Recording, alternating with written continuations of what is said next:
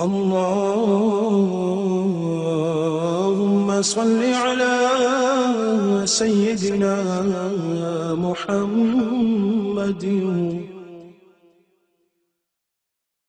محمد وعلى آل سيدنا محمد صلاة تنجينا بها من جميع الأهوال والآفات وتقضي لنا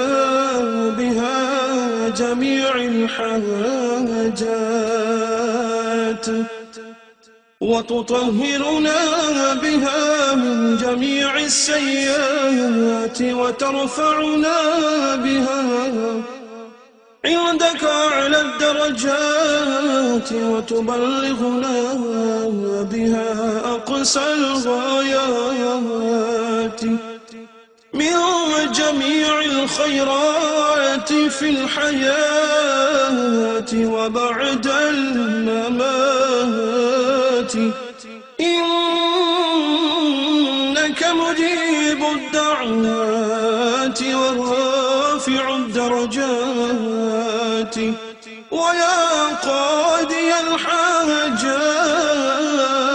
ويا كافي المهمات ويا دافع البليات ويا حل المشكلات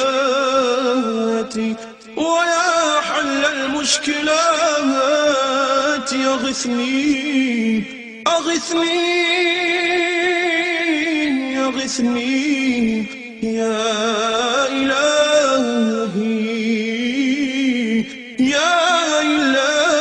إلهي إنك على كل شيء قدير.